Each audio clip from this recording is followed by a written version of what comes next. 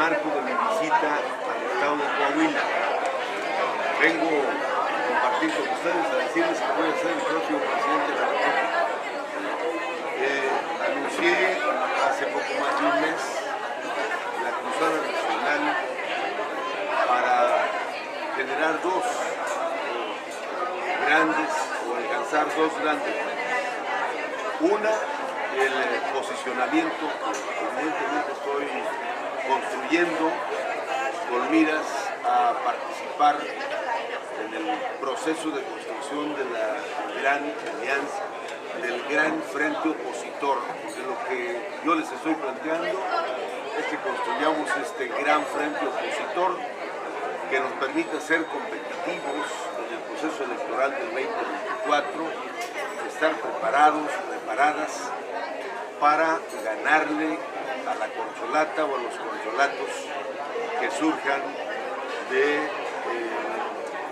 esta coalición oficial encabezado por Morena, y de manera paralela estoy construyendo una propuesta que voy a presentar en los primeros meses del año que entra, en los temas que son evidentemente los más sentidos, los que más preocupan a la sociedad mexicana en general, empezando por el tema de la seguridad pública, que es un clamor generalizado en el país. Llevo por Coahuila 17 estados visitados, porque había empezado previamente al anuncio formal que hice el pasado 5 de octubre, hace poco más de un mes. Yo soy aquí en Torreón, en La Laguna. También aprovecho para hacerle mucho a Margarita. Ella es secretaria general de la CIUAC, una organización campesina, creo que de las pocas que se mantiene de pie a pesar del acoso y la embestida de los gobiernos de la mal llamada Cuarta Transformación, y Iván, secretario de los jóvenes, también de la CIUAC, y en su momento Margarita fue secretaria general del PRD, que lamentablemente en Coahuila está con dificultades de crecimiento, porque estamos en varios estados de la República, que seguramente lo vamos a reactivar. Es parte también de mi compromiso con mis compañeras y compañeros. Yo soy militante fundador del PRD, y todas las responsabilidades que he desempeñado, he sido alcalde de Zitácuaro, 2 veces diputado federal, fui presidente de la Cámara de Diputados,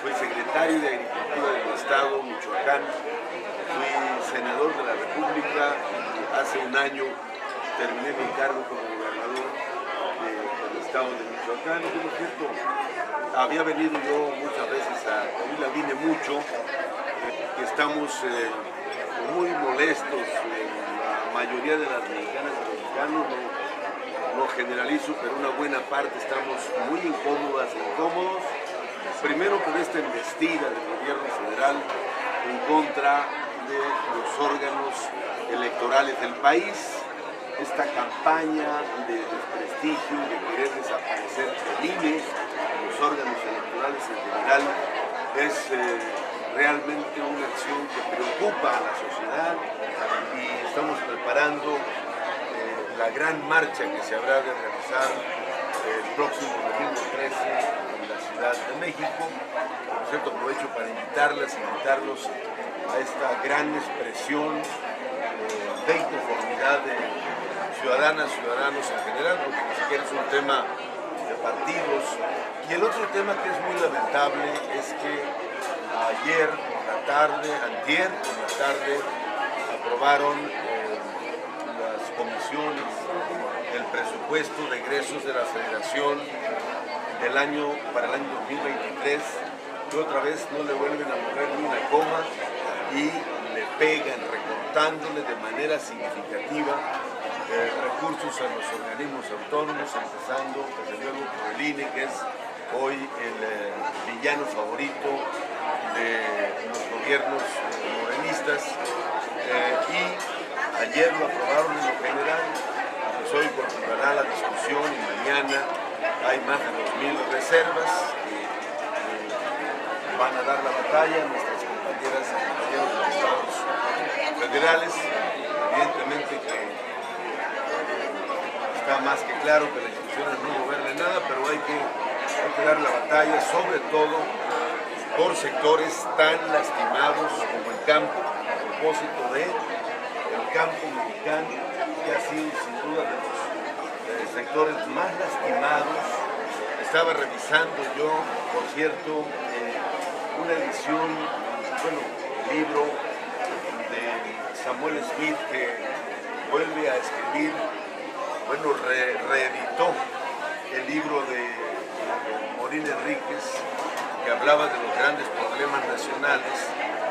En 1909 escribió Morín Enríquez el libro, y Samuel Smith reescribe parte de esta historia en el año 2009 y retoma parte de los planteamientos de 100 años atrás.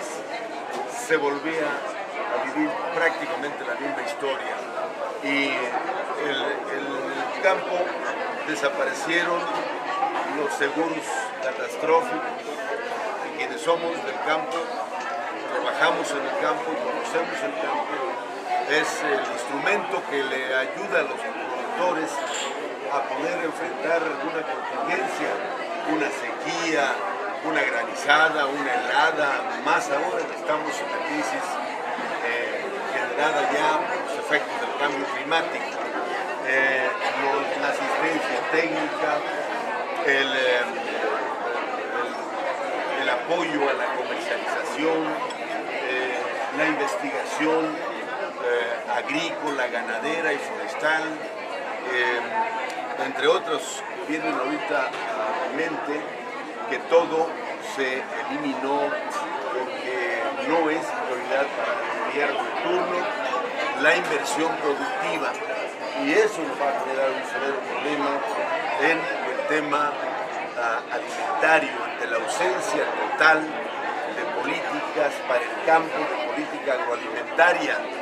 Decía Morín Enríquez que había 4 variables fundamentales que enfrentaba el país en 1909: el crédito, la tierra, el agua y la población, y que esto impactaba de manera peligrosa en el tema alimentario. Hoy regresamos al mismo esquema, porque además con el conflicto Rusia-Ucrania han escaseado los insumos, y aquí no ha habido ningún intento por apuntalar el sector agroalimentario. Por eso vamos a construir la política que México necesita para estos temas cruciales. La seguridad pública, que es un desastre nacional, el campo, el sector agroalimentario, la salud. Hay que recomponer todo el sistema de salud, porque no solamente destruyeron lo que estaba, se quedaron en el desamparo casi 60 millones de personas que hacían uso del seguro popular para poder atenderse médicamente, al no tener acceso al IMSS, al ISSSTE o a los sistemas de seguridad como del ejército, entre otros. Está desmantelado. Ayer me decían algunas personas en la Ciudad de México que no solamente no hay en los centros de salud los medicamentos básicos, sino que incluso no los encuentras porque las farmacéuticas, los laboratorios, pues decidieron retirarse o dejar a México en el desabasto. El tema ambiental, la crisis del agua, es obvio que estamos en una situación difícil, sobre todo en el norte del país, que hay que retomar los proyectos, programas, políticas para el desarrollo de la infraestructura hidrológica para poder tener capacidad capacidad de almacenar, de distribuir, de cosechar agua ante una situación tan delicada como la que vivió Monterrey hace unas semanas y meses. Estamos trabajando también una propuesta para las mujeres, el sector social, el sector de la sociedad que ha sufrido terriblemente las consecuencias de la ausencia de una sensibilidad y una política hacia la atención a las causas y la problemática que afecta a las mujeres, ha llevado a que desaparecieron las estancias infantiles, desaparecieron los recursos para los refugios para las mujeres maltratadas, desaparecieron los recursos para los centros de justicia y todo lo que había de programas para acompañar las declaratorias de alerta por violencia de género de las entidades de la República. Y en cambio lo que hemos visto cada 8 de marzo pues es un Palacio Nacional amurallado, 7, 8 líneas de muralla para que no se acerquen al Palacio Nacional las peligrosísimas mujeres. Entonces, todo esto lo vamos a retomar. Estoy haciendo planteamientos muy concretos en cada rubro. Hay equipos trabajando para que podamos presentar y ir nutriendo, enriqueciendo con los diálogos con la sociedad en estos temas que tanto requiere el país, demanda la sociedad y que nos permita darle rumbo a México a partir del 2024. Esa es una determinación y un decreto. Para ello estoy planteando que en el marco de la construcción del frente opositor, este frente amplio opositor, se construyan las reglas para que de manera democrática, transparente, abierta, se elija a la candidata o al candidato que sea quien encabece este esfuerzo para poder construir el rumbo del país. Vamos a ir juntos, porque aquí no podemos permitir que lleguen estos inútiles de Morena, porque son unos incompetentes, unos incapaces. En todos los estados donde gobiernan es el desastre. Coahuila ha avanzado muy bien. Yo tengo cifras muy buenas del ejercicio del gobierno del estado, encabezado por Miguel Ángel Riquelme, que es un buen gobernador. Imagínate el desastre si ahora llega un morenista a destruir todo. Por eso aquí vamos a ir juntos. Esa es la primera prueba de fuego. El año que entra, en junio del año que entra, el frente va a ir en Coahuila. La coalición opositora, vamos a ir juntos en Coahuila. Yo voy a venir a ayudarles y vamos a dar el primer ejemplo de que la coalición y el frente, que a mí me gusta más que llamemos gran frente opositor, vamos a ir juntos en el 24. Pues que la Corte falló ayer o ayer, que es ilegal o que están violando la ley, haciendo campañas anticipadas. Es evidente que con uso de recursos públicos utilizan aviones de la Guardia Nacional, más ellos que están en las áreas de seguridad, y eso de que los fines de semana pueden hacerlo es una trampa, porque no dejan de estar usando los recursos públicos. Si de verdad quieren respetar la ley, bueno, a estos no les importa respetar ni la Constitución ni la ley, se la pasan por la arco. El señor Mejía Verdeja, que lo conozco muy bien, fuimos diputados en la misma legislatura, pues debiera de decir que los fines de semana se los descuenten de su salario, si ese fuera realmente el deseo de cumplir la ley. Pero en general, no solamente Ricardo Mejía, pues todos los funcionarios, empezando por la jefa de gobierno de la ciudad, que se la vive ahora recorriendo el país dando conferencias magistrales. ¿De qué dará las conferencias magistrales?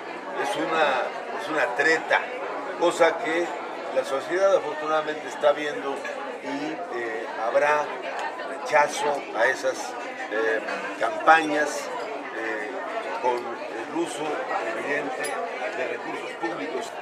Pero bueno, es una realidad que porcentualmente, en términos numéricos, el PRD ha disminuido en varios estados de la República, entre ellos Coahuila.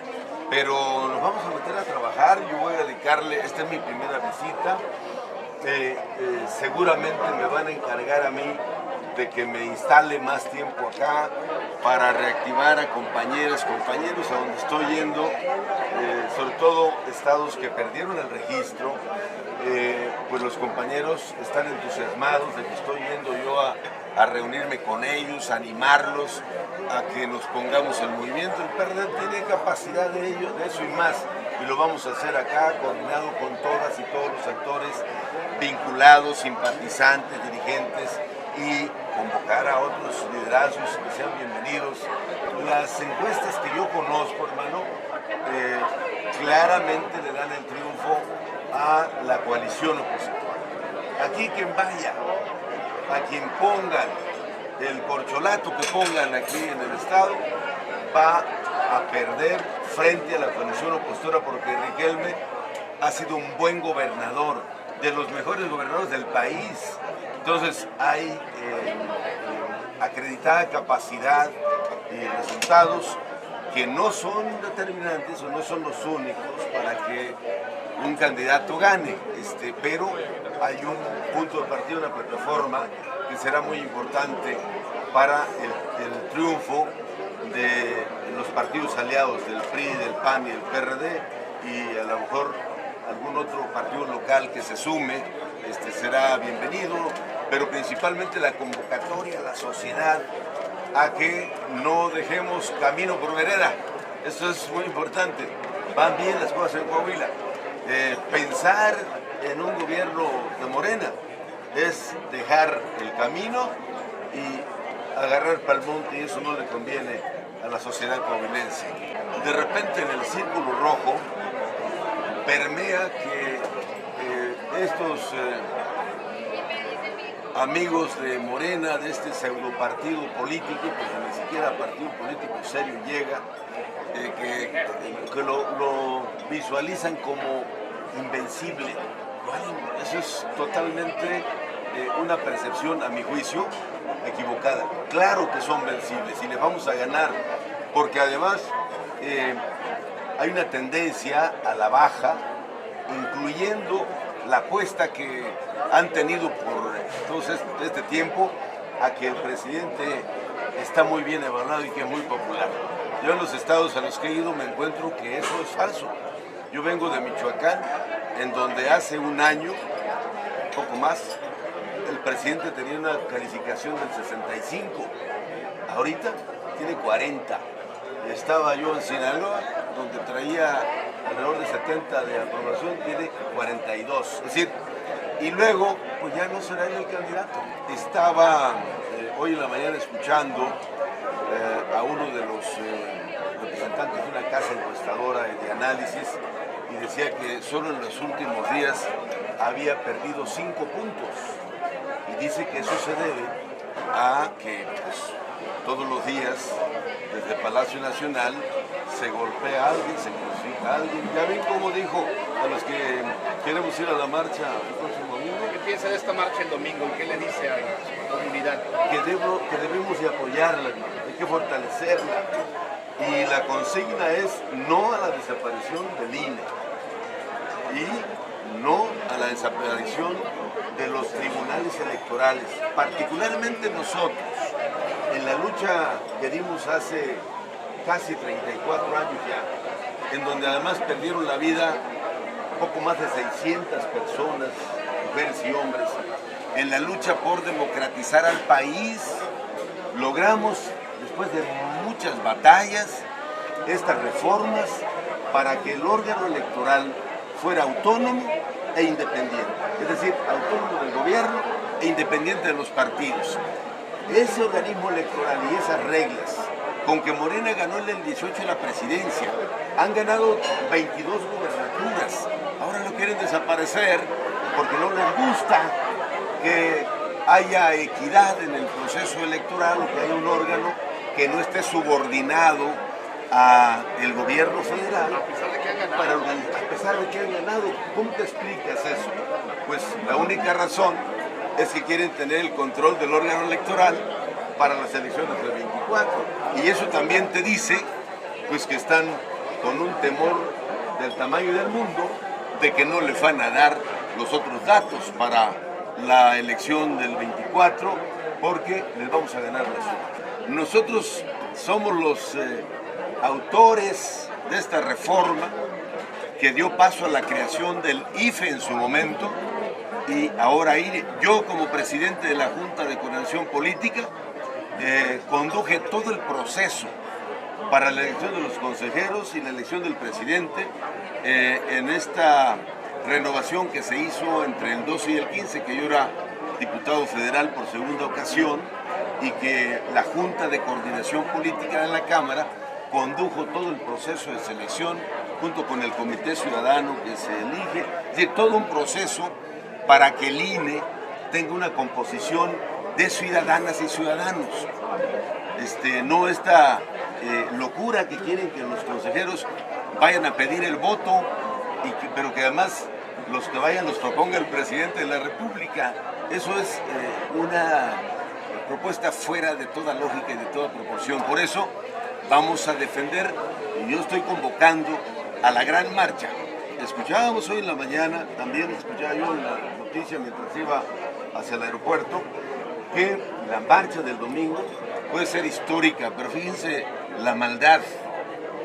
Cerraron el Zócalo porque ese día va a haber un partido de béisbol. O sea, eso es una barbaridad. La marcha, háganme el favor, no es una expresión, primero, de una visión totalmente contraria a lo que se suponía que se supone debe de prevalecer en un sistema democrático.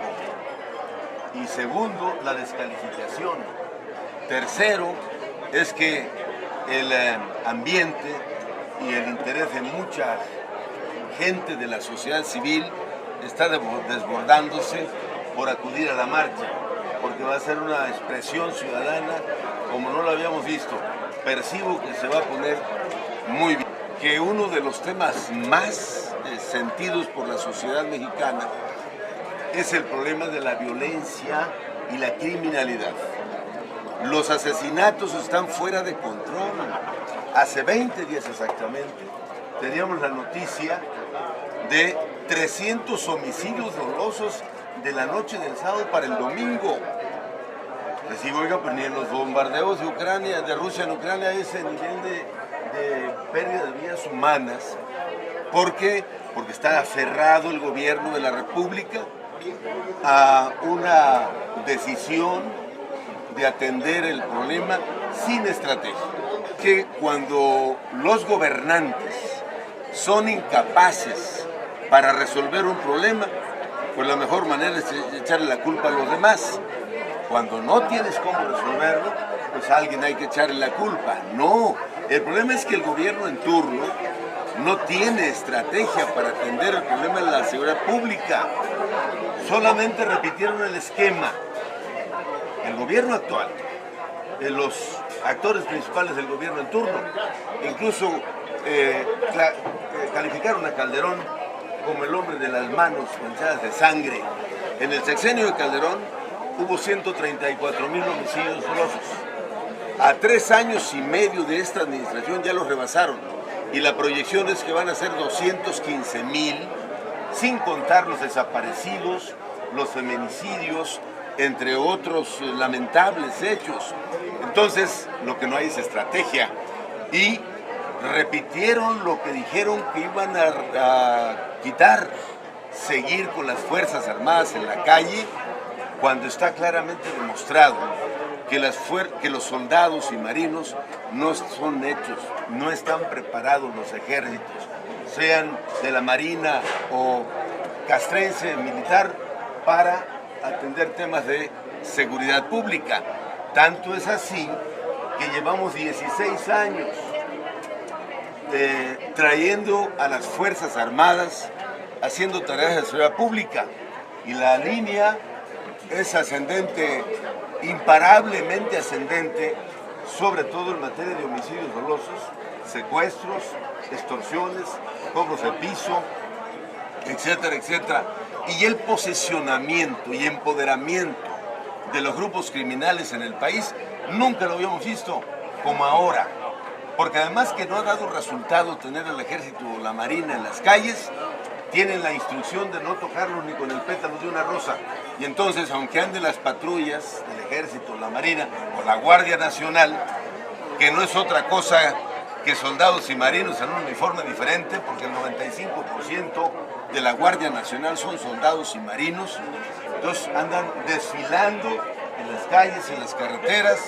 Bueno, las cifras que presentó en su informe semestral la Guardia Nacional, creo que detiene más presuntos delincuentes una policía municipal que toda la Guardia Nacional. Es decir, es obvio que no funcionó y no hicieron política porque en muchos casos le han dejado la tarea de seguridad justamente a los grupos que el gobierno debía de poner en su lugar.